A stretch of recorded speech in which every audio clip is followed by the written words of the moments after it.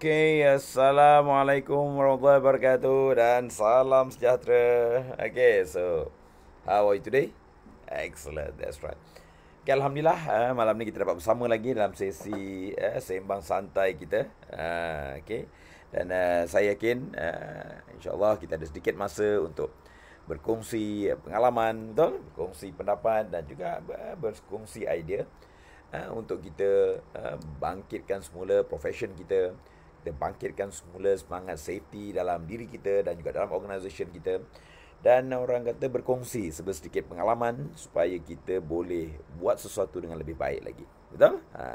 Dan saya Fakrul Anwar, mentor Syamil Sanda.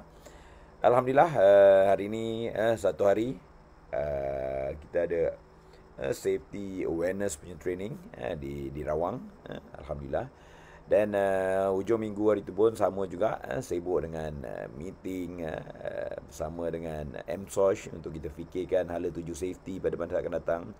Dan juga pada petangnya kita ada sesi mentor-mentee untuk OSH auditor, pada mereka-mereka yang bakal menjadi auditor pada masa-masa akan datang dalam safety ini. Alhamdulillah, saya berpeluang bersama mereka dan coach dengan mentor mereka untuk batch yang ketiga ni, insyaAllah. Dan juga kita juga ada berbagai program yang kita sediakan untuk empower safety kita kepada level yang seterusnya, dan seterusnya menaikkan profession safety ni supaya profession safety ini dihormati dan juga di respect, dihargai. Kenapa tuan-tuan? Macam mana saya selalu bagi tahu, sebagai safety practitioner, we are representation of the profession. So what we have to do is we have to protect the profession and we have to uplift the profession. Betul? Itu kita kena ada semangat yang betul. So that's why saya selalu juga pesan kepada student saya, kepada semua safety practitioner, and bila kita buat sesuatu yang benar, dan kita akan rasa lebih baik. Bila kita buat sesuatu yang benar, kita akan rasa lebih kuat. Dan bila kita buat sesuatu yang benar, kita akan rasa ianya adalah sesuatu yang akan menaikkan nilai dan value diri kita. Tetapi sekiranya kita buat sesuatu yang tidak benar dan tidak berdasarkan ilmu, setakat try and error sahaja, betul? Setakat orang kata bekerja lebih kurang sahaja. So at the end of the day, kita tidak memberi yang terbaik kepada profession kita juga sebenarnya. Okay, betul? Okay, so saya Fakrul Anwar, mentor Syamil Sanda. InsyaAllah malam ni saya akan berkongsikan beberapa perkara apa yang kita nak buat kepada tim kita. Session lepas saya dah share, sebagai safety practitioner kita bukan seorang, betul? Kita ada tim kita. Kita ada safety committee, kita ada emergency response team, kita ada first aider kita, kita ada management team. So therefore bagaimana kita nak bring them and empower them to next level. Itu penting. Okay, sebelum saya pergi lebih jauh juga, ada yang minta saya komen tentang kemalangan yang berlaku hari ini. Betul? Okay. So, berlaku pada pagi ni, hari ni, berlaku lagi satu kemalangan yang tidak diingini. Dekat mana? Dekat Lebuh Raya Suka. SUKE. Suka lah tu. Okay. Berhampiran dengan puncak bayan persiaran alam damai. Betul? Kuala Lumpur. Okay. So, ini bukannya kali pertama sebenarnya berlaku dalam projek suka ni. Sebelum ni pun kita dah ada juga kes yang begini. Dan secara profesionalnya, saya melihat bahawa perkara ini menunjukkan ada kelemahan yang amat besar pada tiga perkara. Berapa perkara? Tiga perkara. Okay? So, siapa yang ada tolong take note benda ni. Dan benda ni bukan setakat masalah individu sahaja, ialah masalah dari segi pembinaan culture dan budaya kita sendiri terhadap safety. Pembinaan orang kata dan pengukuhan culture sebenarnya. Ada banyak perkara yang ditunjukkan apabila berlakunya sesuatu kejadian. Ada benda yang kita boleh pelajari bila berlaku sesuatu kejadian. Tapi dekat sini, faham tak? Tapi dekat sini, sekiranya benda itu berulang lagi, faham saya? Maknanya ada sesuatu yang kita kena lihat dan kita pandang serius, kerana ada sesuatu yang di luar jangkaan kita yang kemungkinan lebih teruk daripada apa yang kita jangkakan. Itu kita kena faham. Kerana apa? Bila sesuatu itu berulang kali, kesalahan pertama, yes, untuk pembelajaran. Apa dia? Tulis kat bawah tu. Kesalahan pertama bila berlaku adalah untuk pembelajaran. Kesalahan kedua kalau berulang, bodoh namanya. Apa dah? Bodoh namanya. Faham tak? Dan sekiranya kesalahan tu berulang ke hari ketiga dan seterusnya, bangang namanya. Apa dah? Bangang namanya. Kerana apa? Kita tidak belajar daripada kesilapan, kita mengulangi kesilapan yang sama, dan yang paling bahaya sekali adalah kita melibatkan orang lain. Okay? So, dan kita seolah rasa nyawa orang lain tu kurang nilai dia. Seolah kita mengambil mudah all that particular things. So, therefore, yang saya lihat daripada apa yang berlaku di suka ni, okay, walaupun secara umum dia, ini adalah personal, orang kata, comment on the situation. Walaupun saya sebenarnya tak berapa suka untuk komen secara khusus, kerana takut kemungkinan ia, orang kata, mijak peluang ke, ataupun ada yang terasa dan sebagainya. Okay. Tapi secara umum dia, kita kena faham tuan-tuan, sekiranya berlaku kemalangan yang berulang. Faham tak? Okay. So, kita sebenarnya sedang diuji. Memang netizen akan tembak safety officer, netizen akan tembak mereka yang terlibat dalam safety. Tapi kita kena faham tuan-tuan, okay? Keadaan ini pertama sekali, dia sebenarnya menguji kematangan dan juga menguji pembentukan budaya keselamatan dalam suatu negara itu juga. Sensitivity dan education. Kerana apa? Siapa yang dipersalahkan itu menunjukkan bagaimana tahap pemahaman mereka kepada siapa yang perlu dipertanggungjawabkan. Itu penting. Kerana apa? Bila kita ada ilmu, masyarakat kita literate, masyarakat kita mempunyai ilmu, mereka tahu pada siapa sepatutnya benda itu dipertanggungjawabkan. Bukan dipersalahkan. Di sini saya menyatakan tentang dipertanggungjawabkan. Kita kena faham that particular thing. Kita kena faham the situation is. Kepada siapa dan bagaimana netizen ataupun masyarakat sekitaran respon, itu menunjukkan kematangan mereka, kematangan masyarakat, kematangan dan pembentukan budaya dalam suatu negara. Okey? Mendapat. Kita kena faham benda tu. Sebagai contoh dia, ini baru apa yang berlaku dekat Suka dengan adanya kematian. Tapi sebelum berlaku kematian tu, macam kita belajar dalam safety, sebelum berlaku sesuatu tu akan ada tanda-tanda. Ada apa? Tanda-tanda. Bagaimana persepsi dan juga culture dan juga orang kata awareness and understanding on people on kebertanggungjawaban bila sesuatu berlaku. Bagi contohnya, maybe anda pernah orang kata berada dekat traffic light, berhenti kereta dekat traffic light.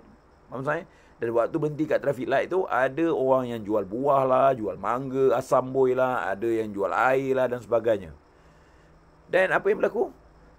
Ada setengah-setengah maybe yang kata, oh biarkan peluang mereka cari duit, oh biarkan orang kata mereka bekerja dekat situ untuk dapatkan nafkah, dapatkan sedikit duit dalam PKP dan sebagainya. Tapi kita kena faham tuan-tuan, sesuatu masyarakat yang bertamadun dan juga matured, mereka akan melihat sesuatu yang lebih besar daripadanya. Apa dia? Keselamatan orang yang berniaga, keselamatan orang yang lain menggunakan jalan raya. Contohnya motosikal yang akan lalu dekat situ, kereta-kereta lori yang berlalu lalang dekat situ. Bukan hanya dengan satu bekas RM10 mempertaruhkan nyawa dan semua support kerana nak cari rezeki. Kita kena faham that one.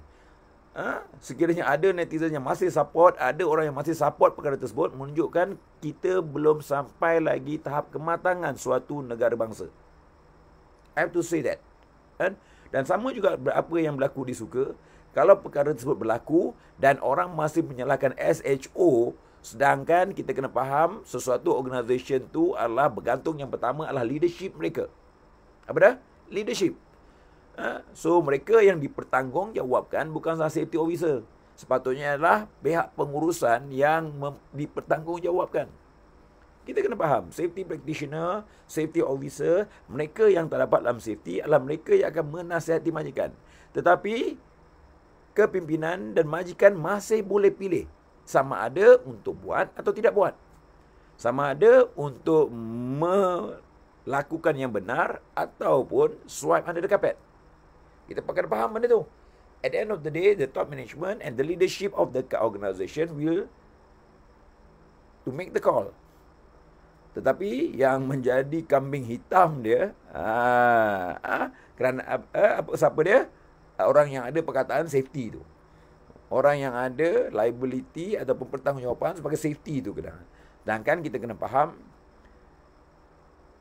mereka yang memimpin sesuatu organisation perlu dipertanggungjawabkan. Betul? So that's why saya bagi tahu, bila berlaku benda ni, nombor satu, whatever situation is, we have to admit the fact that there is a weaknesses on the leadership of the organisation. Itu yang pertama. Okay? So therefore, penguat kuasa ke, siapa-siapa yang terlibat dalam orang kata menguatkuasakan undang-undang, please handle the horse on their on their neck. Itu penting. Kerana apa? Sekiranya tidak, siapa pun jadi safety officer, siapa pun jadi safety manager, keadaannya dan kebarangkalian untuk berlaku tu masih tinggi. Kerana apa? Masih kepimpinan yang sama, kepimpinan yang belum belajar daripada keadaan, dan yang paling bodoh bangang sekali adalah kepimpinan yang tak tahu sebenarnya apa yang patut dilakukan bila dah berlaku kali pertama, kali kedua dan berulang lagi. Okay? So that's why kita kena faham bahawa bagaimana netizen respon, bagaimana sesuatu rakyat suatu negara respon dalam satu-satu isu safety ini, dia akan menunjukkan kematangan kita, menunjukkan kebertamadunan kita, dan menunjukkan apa? Kepembelajaran kita ataupun tahap pemahaman kita dalam satu-satu perkara tu. Okay? So that's why sebagai safety practitioner especially, this particular situation is a wake up call pada kita. Menyatakan bahawa walaupun FMA dah ada daripada 67, OSHA Act ada daripada 1994, masyarakat masih belum matang dan belum cukup literate and educate untuk deal perkara tentang safety. Okay? On that part. Okay, bagus. So, betul? Masalah leadership yang pertama. Kedua, masalah apa dia? Masalah dari segi lesson learn. How kita deploy correction dan corrective action to prevent recurrence. Apa dah? To prevent recurrence. Attitude orang kita ni, attitude orang di Malaysia ni, saya mohon maaf, kita hanya firefighting. Apa dia? Kita hanya firefighting. Berlaku perkara, panaslah kejap 2-3 hari, 2-3 minggu, lepas tu kita tak kisah pun. Faham saya? So at the end of the day, the thing akan berlaku lagi, dan management seolah lupa tentang apa dosa-dosa lama dan bersedia untuk buat dosa-dosa baru tanpa belajar daripada pengalaman yang lama. So that is also one way of another. We never learn, organisation never learn, and we never deploy proper corrective action to prevent recurrence on that part. Okay, so this is part and puzzle of what will happen. Sepatutnya kalau kita dah tahu pun kerja tu berisiko, buatlah diversion atau sebagainya. Faham saya? Buatlah sesuatu tindakan untuk isolate, untuk eliminate. All that hierarchy of control must be there. Then apa yang berlaku yang lepas, we supposed to learn the situation, then we supposed to prevent recurrence on that part. So this also shows the maturity and the cultural level of organisation dan juga management team on that part. Okay, dan apa yang berlaku? Macam biasalah, management, the main con akan cari tuding dari kepada siapa subcon yang nak bertanggungjawab, siapa subcon yang patutnya dipersalahkan. Itu culture biasalah, yang sepatutnya kita dah buang ke longkang pun benda tu. Tapi benda tu masih berlaku lagi di negara yang kononnya membangun, sedangkan sedang kereta api kita tengah reverse ke belakang pun. Okay, so that is also part and puzzle of it. The lesson learned dan juga proper corrective action that we deploy. We know that task, that job have high risk. So we have to do whatever means to eliminate, maybe to divert the traffic dan sebagainya. Kerana apa? Once perkara itu pernah berlaku, kita belajar daripada kesilapan, sepatutnya kita dah start know how to prevent it from reoccur. But what happened? It more worse. Yang lepas near miss, dan sebagaimana kita tahu near miss adalah peringatan, betul? Dan kita tak belajar daripada near miss tu. Sekarang ni 2 nyawa melayang dah. Nanti 2 atau 3 nyawa dah melayang. Dan pada kita nyawa tu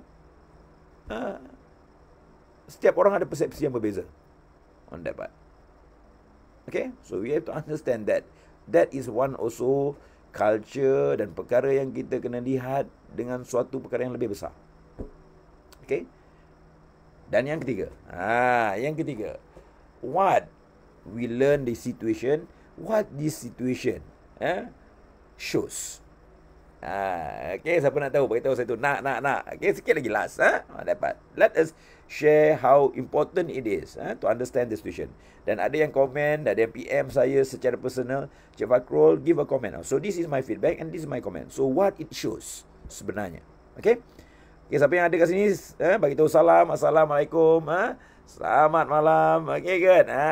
Okay, let us see siapa yang ada kat sini.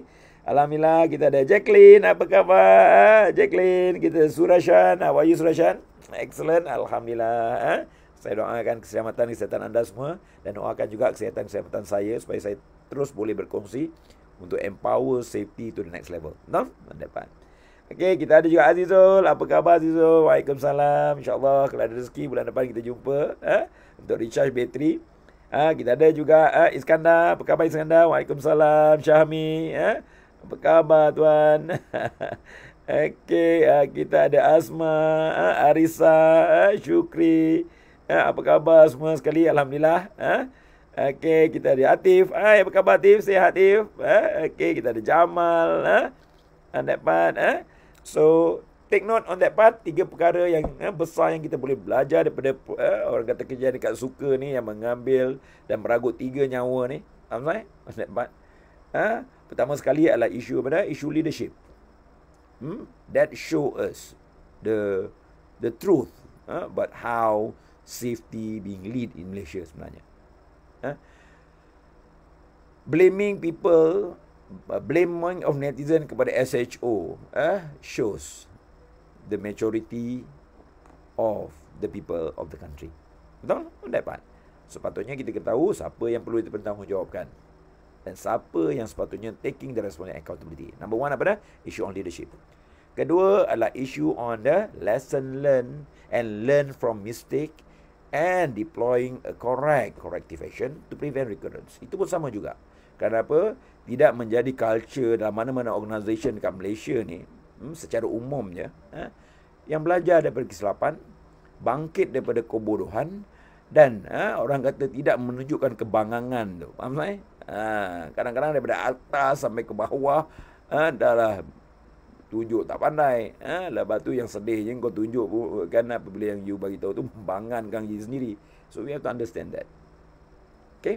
Dan yang ketiga saya nak berkongsi, tuan-tuan, apa kejadian suka ataupun kejadian kemalangan ini menunjukkan ataupun memberi maklumat yang sebenar. Ia memberikan maklumat yang sebenar yang selama ni kita lihat berlaku dalam apa-apa kejadian, apa-apa kemalangan, bila berlakunya kematian dan melibatkan nyawa orang. Apa dia? Persepsi kita terhadap nilai nyawa individu tu. Sama ada persepsi oleh organisasi yang menyebabkan kemalangan, persepsi masyarakat, netizen atau orang awam terhadap nilai nyawa seseorang manusia tu, dan juga orang kata persepsi umum tentang nilai sesuatu nyawa yang hilang itu. Persepsi biasa, selagi orang tu bukannya saudara aku, orang tu bukannya orang kata kena mengena dengan aku, betul? Ia cuma satu nyawa yang lain. Tapi kita kena faham sesuatu nyawa yang hilang itu, orang yang terlibat itu ada keluarga mereka. Ada orang yang menyayangi mereka ataupun yang disayangi oleh mereka. betapa tingginya nilai yang kita kena protect pada setiap individu itu. Kalau orang pernah dera kucing didenda sampai 10,000, 15,000 dan sebagainya. So ini apatah lagi nyawa seorang manusia. So we have to understand how we perceive the value of a person. Apa dah? Perceive the value of a person. So ini juga penting. Kerana apa? Bila kita memandang rendah nilai satu nyawa manusia, ia juga memberi indikator bagaimana kita melihat nilainya sesuatu manusia itu. Dan betapa rendahnya nilai satu masyarakat yang melihat nyawa manusia itu mati seorang macam tak kisah pun. Tidak ada satu punishment yang betul-betul drastik. Tidak ada suatu tindakan ataupun pandangan ataupun kekuatan yang boleh mengambil tindakan to prevent this particular itu berlaku. Kenapa? Kata kita hanya mengingat itu satu nyawa yang bukan ada kena-mengena saya mungkin. So kita kena faham tuan-tuan. Setiap perkara itu ada value dia. Dan bagaimana kita respon dengan keadaan tersebut akan menunjukkan perception kita kepada value perkara tersebut dan meletakkan nilai dan value kita terhadap perkara tersebut. So that's why kita kena faham, we have to understand that nilai satu manusia is amat sukar untuk kita describe. Yang kita perlu buat adalah kita mempertahankan nilai itu, menghargai nilai itu dan memastikan kehilangan nilai itu tidak berlaku lagi atas value dan nilai kemanusiaan. Okay, kita kena faham tu. Okay. So kita tak nak berlaku macam mana beribu-ribu tahun dulu, beribu-ribu berjuta-juta orang buat tembok besar ke, kita buat sesuatu bangunan ke, ada kematian, kita tanam sekali dengan dinding-dinding, dekat dalam dinding-dinding tu. Seolah menilai dan value nyawa manusia ni terlalu rendah. Okay? So we have to understand it. Ia juga memberi kita gauge ataupun pemahaman bagaimana persepsi value terhadap nyawa satu manusia dan value kita terhadap apa yang berlaku terhadap orang lain. So we have to understand that. Sepatutnya reaction kita dalam masyarakat berbeza. Reaction kita dalam netizen dan sebagainya berbeza. Untuk memastikan perkara itu tidak berlaku, kita perlu sesuatu peringatan dan push yang cukup kuat supaya tidak ada lagi recurrence. Tetapi apa yang berlaku? It shows the perception of value. Dan bila kita pergi pada sistem kita pun sama juga. How the value of a person. Berlaku kemalangan, kematian, compound 30,000. Compound 20,000. Faham saya? So is that how we perceive nyawa dan value satu nyawa yang hilang? That shows our value. It shows our perception on the value of that. And it shows how the system be able to manage that value. Setengah negara-negara yang maju to nearly 1 million on the second offense and go beyond that. Dan kadang-kadang disebabkan perkara ini, company itu boleh tutup, seal off, then it will close down kerana gagalnya mereka untuk protect the value of human dalam menjalankan aktiviti bisnes mereka harian. Okay? So, itu pandangan peribadi saya. Bila berlakunya sesuatu pengemalangan yang berulang-berulang ni, ada sesuatu yang kita boleh belajar. Ada sesuatu yang Tuhan nak didik kita. Ada sesuatu yang kita perlu lihat secara dalaman. Apa sebenarnya isu yang kita kena perbaiki supaya orang lain dapat belajar daripada keadaan tersebut dan kita dapat prevent recurrence dan juga memastikan perkara-perkara lain yang berkaitan dengannya juga dinaikkan kepada satu level yang seterusnya. Kita kena ingat tuan-tuan dan puan-puan, bila berlaku suatu kemalangan, ianya amat mahal. Tapi yang paling penting, kos yang mahal itu, bagaimana kita boleh pelajari dia dan memastikan pekerja-pekerja di tempat kerja kita terus sihat dan selamat, dan mereka dapat kembali kepada keluarga dan orang yang mereka sayang. Okay? So I believe that. That's my comment pada malam ni. Always remember that. Stay safe, stay healthy, and stay excellent. Okay? So see you next tonight. Kerana apa? Saya akan berkongsi setiap 2 malam lepas ni. Ini kita ada malam Selasa, malam Khamis, ini malam Isnin, Rabu dan juga malam Jumaat, insyaAllah. Setiap selang 2 hari kita akan berkongsi untuk kita kupas dan memahami how we can learn to be much more better person and better profession, and in also better on engagement with others dalam pembentukan negara bangsa, pembentukan negara maju, insyaAllah. Okay, so always remember, stay safe, stay healthy, and stay excellent. Okay, jumpa lagi. Bye.